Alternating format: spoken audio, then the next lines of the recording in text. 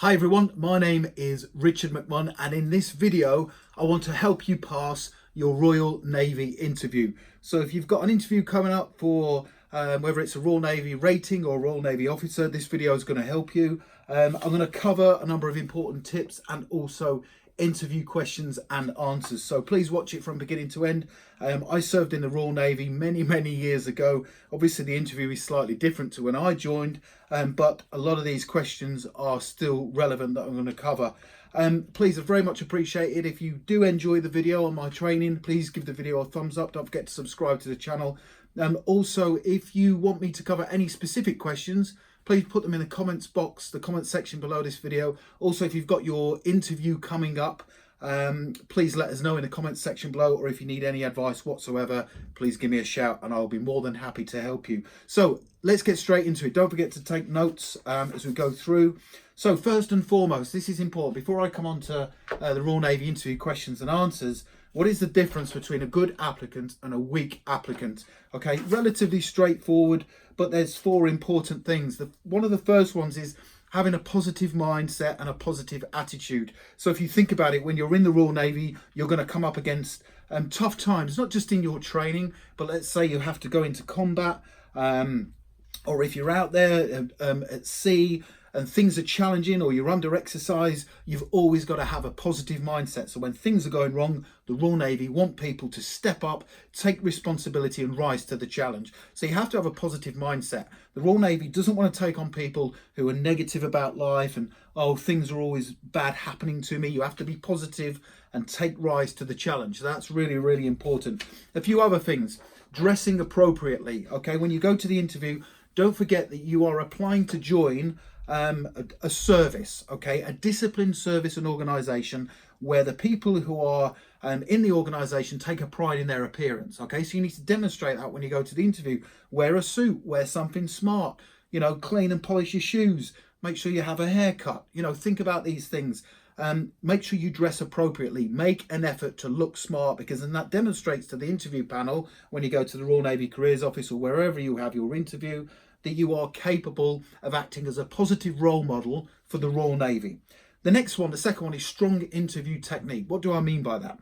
Well, when you go along to the interview and you sit in the interview chair, don't sit down until invited to do so. Sit upright, palms face down on top of your legs, top of your knees, and look smart. Speak positively, speak confidence, have the confidence in your own abilities. So have good interview technique.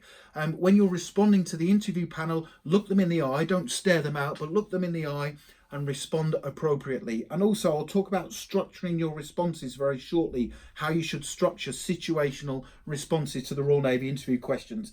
And that takes me on to the next thing about a good applicant. You prepare your responses for the question. So what I mean by that is studying this video and also the accompanying resources that I'm going to give you. Once you get to the end of the video, you can actually predict most of the questions that will come up, so you should have an idea of what you're going to say. Now, I don't want you to sit there and work out your responses parrot fashion, but you should have a good idea of what you're going to say when they say to you, what have you done to prepare for Royal Navy life? So you should be able to respond to that. Can you give an example of when you've already worked as part of a team? You should be able to give a response to that question. So be prepared. Of course, there is a chance that you won't be able to answer every single question, but you should have, as far as possible, your responses prepared, or an idea of what you're going to say to the interview questions.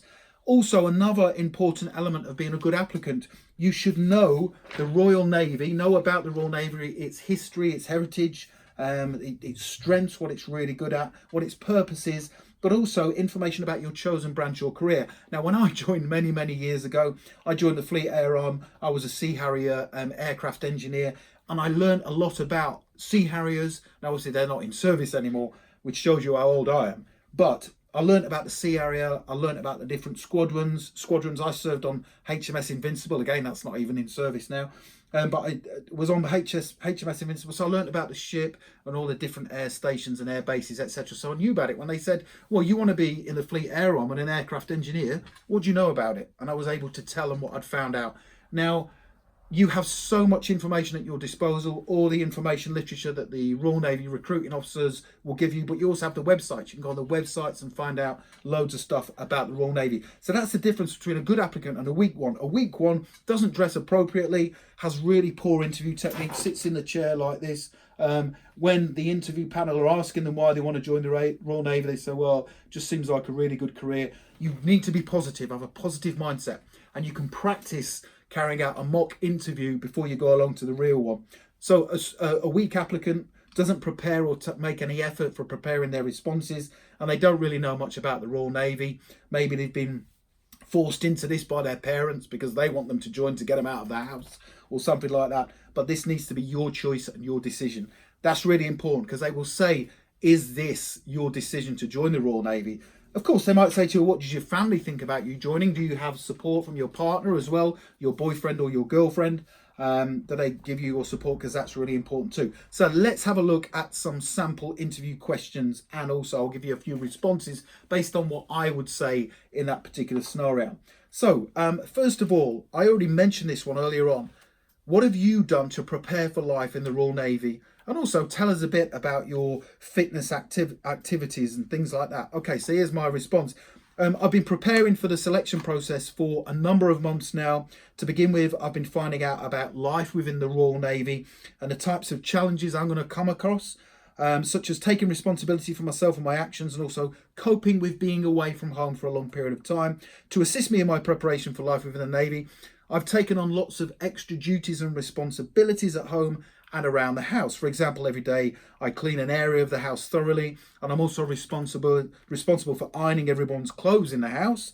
This has been great practice for my training course if I'm going to be successful. With regards to my fitness, I've been working very hard on this area. Although I am already a competent swimmer, I've been going to my local pool 4 times a week, and each time I swim 50 lengths of the 25-metre pool using a variety of different strokes. I've also been getting up at 6 a.m. each morning, running 3 miles to get used to the early starts that I'm going to have to come up against. I fully understand that life will be tough when I start my training course in the Royal Navy, but I'm fully prepared for what lies ahead, and I believe I have the maturity and responsibility to make sure I'm successful and, above all, be an asset to the Royal Navy team. So this kind of response to this question, you can pause the video and go back and take notes of it if you want to, or I'll tell you where you can get a copy of this shortly. But it basically says that I've been preparing for a few months, so it's something that I've not just come across now like a few weeks ago. I've actually been preparing for it. I've looked into what I'm going to face, what life is like. I've been taking on responsibilities, because you have to look after yourself. So remember, when I joined way back in 1989, it was when I joined, and I went to HMS Raleigh, and I'd already been doing loads of ironing at home. I'd been getting up really early in the morning to prepare for it, so it wasn't as much of a shock. And fitness is obviously really important. Now, you don't need to be superhuman fit to join the Royal Navy unless you're going to be joining the Royal Marines. An example, you're not joining the parachute regiment where you have to be extremely fit, but there has to be a good level of fitness, and you'll improve as you go through. So you need to demonstrate what you're doing to them to improve and work on your fitness. Okay, next interview question. So that was basically, what have you done to prepare for life in the Royal Navy, and tell me a bit about your fitness activity. Next question, why do you want to join the Royal Navy? Real simple question. So you have to think about what are the reasons why you want to join the Royal Navy. Here's my sample response. Now, I've been working towards my goal of joining the Royal Navy for a number of years now. A couple of years ago, a careers advisor visited our school to talk about the Royal Navy. After their presentation, I went up to them and asked them a few questions about the role, as I believe I have the leadership and management potential to succeed as an officer in the Royal Navy. Since that day, I've set my sights on joining your organisation, and I've been working hard to improve myself and self-develop. To be honest, I want a career that will give me direction, professional training, qualifications, and the chance to work with people who set themselves very high standards. I've spoken to a friend who already works in the Royal Navy as a pilot, and he fully recommends it. I've looked at the different career options outside of the Royal Navy, and nothing matches up to the challenge or the sense of pride I would feel by joining an elite team such as the Royal Navy. I'm currently the captain of the school rugby squad, and being part of a winning team is something that I very much enjoy. Even though I'm quite capable of working on my own, I much prefer to work in a team environment where everyone is working towards the same goal. Finally, even though I have a good stable home life, I can't wait to leave home and see what's out there, basically. Even though travelling isn't the be all and end all. I am looking forward to visiting different countries and experience varied cultures. So that's an example of that kind of response. Why do you want to join the Royal Navy? Obviously, I've tailored that for an officer, but you could sort of use that and tweak that based if you're applying for a rating. Okay, so next question, a good one that I can't guarantee you'll get asked, but I'd be surprised if you don't. Why have you chosen the Royal Navy over the other forces? Why haven't you chosen the Army or the Royal Air Force? Because obviously there's all the different forces that you can join. So here's my response to why have you chosen the Royal Navy over the Army or the Royal Air Force. I did consider the other forces and even had a chat with each of the careers advisors, but at the end I was still set on the Royal Navy. I even sat down with my parents and we wrote down the benefits of each one of the different services, and the Royal Navy came out on top for me in all aspects.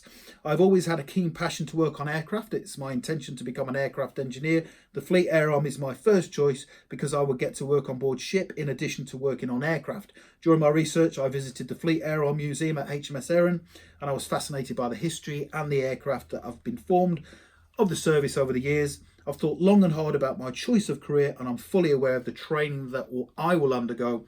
If I'm successful, I'll be working hard to pass the selection process, and I'm 100% certain the Royal Navy is for me. If I'm unsuccessful at this attempt, which I hope I'm not, then I will certainly look at the areas I need to improve on and work hard for next time. So that would be me if I was applying to join, like I was, as a Royal Navy aircraft engineer, and what I would say. I remember doing some research and I went down with my parents to RNAS Youll to have a look at the museum to find out about the history, so I could talk about the Fleet Air Arm when they said, tell us about the Fleet Air Arm. Okay, brilliant. Moving on, so that's why do you want to join the Royal Navy? Why have you chosen the Royal Navy over the other careers? Next question, what does your family think of your decision to join? So real simple, basic question. Here's my response.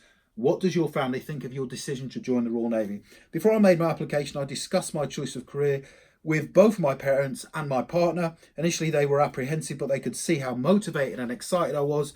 As I explained everything I'd learned so far about the service, I showed them the recruitment literature, and we even planned a trip to the Fleet Air Arm Museum so they could see what I would be joining. I understand it's important they support me during my application, and I now have their full backing. In fact, they're now even more excited about the fact that I'll be leaving home than I am. I've also told them everything I know about the training I will go through and the conditions I will serve under.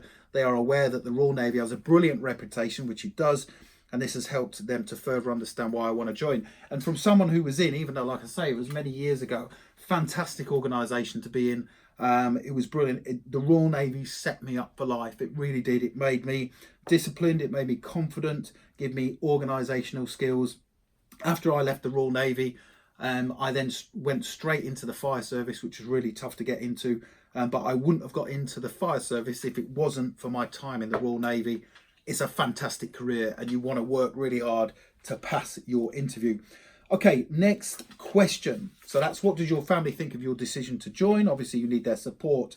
Okay, next one. This is a good one. What responsibilities have you had in your life so far? The reason why they're going to ask you this, or could ask you, is because if you have responsibility already, then you're far more likely to take on responsibilities when you join the Royal Navy in your training, and also when you serve on board ship or the station wherever you are based. So what responsibilities do you have? Now, there's loads of different ones that you could focus on. It might be responsibilities at home, regular cleaning of the house, perhaps hoovering, ironing, washing up. You do all these things.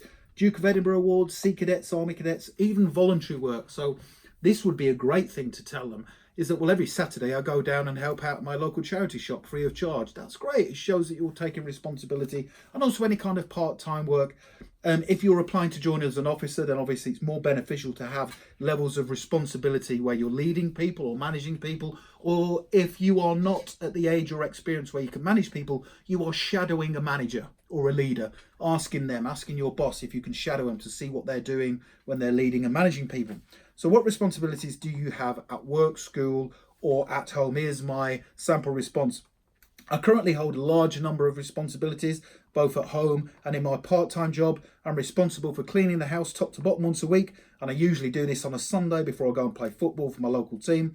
I'm also captain of the football team, which means I have to arrange the fixtures, book the football ground, and I also collect the kit at the end of the match and get it washed and dried for the following week's fixtures. I also take control of the club's financial affairs. as I have an interest outside in accountancy. I thoroughly enjoy the responsibility and would not have it any other way. I'm always the first to volunteer for any task or role that involves a level of responsibility. In addition to this, I've just started a new part-time job at my local supermarket as a junior supervisor. I'm really busy, by the way. This involves managing 5 members of staff, managing stock levels, and also managing resources. It's essential that I make sure the store has sufficient resources to operate effectively. And I go on, and then I say I enjoy taking on responsibility. It gives me a sense of achievement. I understand that I'll need to be responsible during my Royal Navy training, not only for myself, but also for ensuring that I work hard to pass every assessment in order to develop into a competent member of the Royal Navy establishment. Great response. Now, I appreciate not everyone's going to have all of those different responsibilities, but the more you have, the better. Because if I was assessing you, then I'd be like, wow, this person understands responsibility, how important it is in Royal Navy life. And yeah, it's really important being able to show that you are already taking responsibility. So I've given you a few examples there. So that's what responsibilities you have. Here's another one, another question. How do you think you're going to cope with the discipline of Royal Navy life? So if you've not had experience of discipline before, then you might struggle with it, I would suggest. So what is discipline? Simple things like turning up to work or turning up to school on time, doing your work, doing your homework. If you are studying for any exams, then you're organised with your studying and the work that you carry out, okay? And you're diligent in your approach to your work or whatever it is that you do. And it's also with regards to discipline, is being able to do what you're told and when you're told. So I can remember once when I joined the Royal Navy, and I'll never forget this, I didn't do it again, but I was late once for a shift, okay? And we'd been out night before, had a few beers, as you do, and then I slept in. I'll never forget it. My supervisory manager went absolutely ballistic at me, and I was never late for anything ever again. So you have to be able to take responsibility for yourself, but also be disciplined. It's really important. So how do you think you'll cope with discipline, regimentation, and routine in the Royal Navy? Here's my answer. I believe I would cope with it very well. In the build-up to selection, I've been trying to implement routine and discipline in my daily life. I've been getting up at 6 a.m. every weekday morning, and I go on a 3-mile run. This will hopefully prepare me for the early starts that I'm going to encounter during Royal Navy training. I've also been learning how to iron my own clothes, and I've been helping around the house with the cleaning and the washing. I already have to follow and manage codes of conduct in my part-time job. Being responsible for 5 members of staff and required to monitor their performance, brief them on new policies and procedures, and also carry out annual appraisals. I fully understand that the Royal Navy needs a disciplined workforce if it's to function as effectively as it does. Without that discipline, things could go wrong. And if I didn't carry out my duties professionally, then I could endanger someone's life. Really important, okay? Because you're working as part of a team. If you let the team down, somebody else could suffer, okay? So it's really important that you can cope with discipline. Another one is how are you going to cope with being away from home? Some people really struggle with this. I'd been away from home quite a bit when I applied because I was part of the Scouts. So I've been going on like camps and things like that. But here's my response to the interview question. How am I going to cope with being away from home? I've already had some experience of being away from home, so I know this would not be a problem for me. While serving with the Sea Cadets, I was introduced to the Navy way of life, and I fully understand what it's like to be away from home. Having said that, I'm not complacent, and I've been working hard to improve my fitness and academic skills. To be honest with you, I'm not the kind of person who sits around at home watching television or sitting at the computer, so I'm hardly indoors anyway. In terms of losing my personal freedom, I'm looking forward to the routine and regimentation that the Royal Navy will bring, as I believe this will bring some sort of positive structure to my life. Even though I'm young, I want to ensure that I have a good future, and I believe a career in the Royal Navy will bring me just that, providing I work hard and maintain a high level of professionalism. Okay, another question now, moving on. What are the qualities of a good team player? So a good team player is, and take a note of these, because they could say, what are the qualities of a good team player, or can you give an example of when you've worked as part of a team? So an ability to interact and work with other people regardless of their age, sex, religion, sexual orientation, background, disability or appearance. Being able to communicate with everybody in the team and provide the appropriate level of support and encouragement. So a team is only as strong as its weakest link. So you need to support people who are not as strong as you. Be capable of carrying out tasks correctly, professionally, and in accordance with guidelines and regulations. Being focused on the team's goal. So what is the goal? Listening to the brief that you are given. Having a flexible attitude and approach to work. So things don't always go wrong in a team task, so you have to be able to change yourself and adapt to a different working approach if and when required. Putting the needs of the team first before your own, putting personal differences aside. So you're not always going to get on with everybody within your team, so you have to put aside your personal differences for the sake of the team, and then listening to other people's suggestions and contributions. Next one, with relation to working as part of a team, it says, can you give an example of when you've worked as part of a team?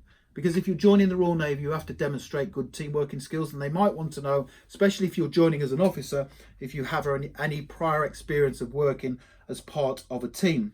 Make sure you use the STAR technique when responding to that. And that's like a situational interview question. Can you give an example of when you've been flexible? Can you give an example of when you've worked hard as a team? Can you give an example of when you've worked under pressure to achieve a common goal? The STAR technique is situation, task, action, result. Situation, task, action, results. You start off, explain what the situation is, then you talk about the task that you had to do, what action did you take and what action did other people take, and what was the result. So situation, task, action, result. I'll give you a sample response to that team working question in a second. Okay, another one, moving on.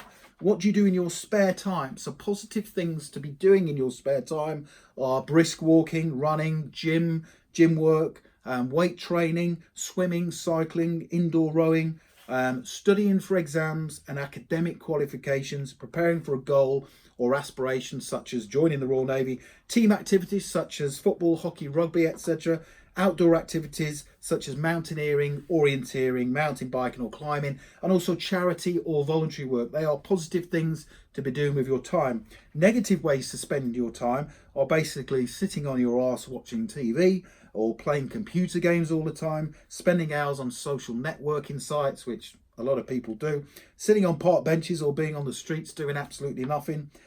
Those are negative ways to spend your time. So have a number of things. If they say, what do you do in your spare time? Don't forget to listen to the things and try and pick some of them that you actually genuinely do. Another question, what have you achieved in your life so far? Because if you can demonstrate to the Royal Navy that you've already achieved things in your life, then you're more likely to do it in the Royal Navy, i.e.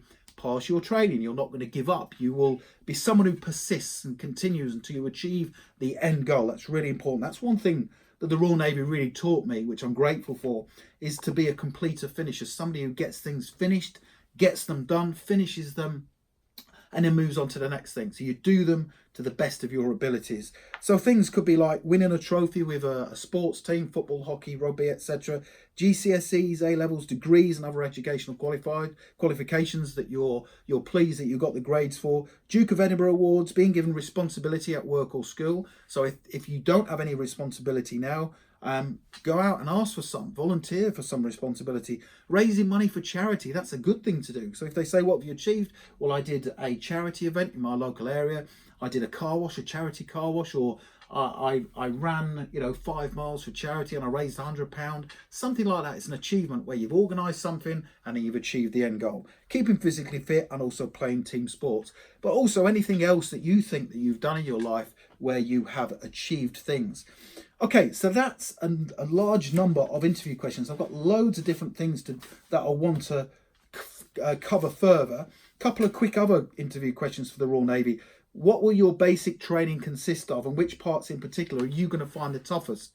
Because you're not going to find it easy. There will be elements of it that you find tough. So if you say, well, my basic training is going to consist of these different things during the weeks, I think I would probably struggle perhaps with this area, but this is what I'm doing to prepare for that. So you're identifying what you could struggle with when you're preparing for it.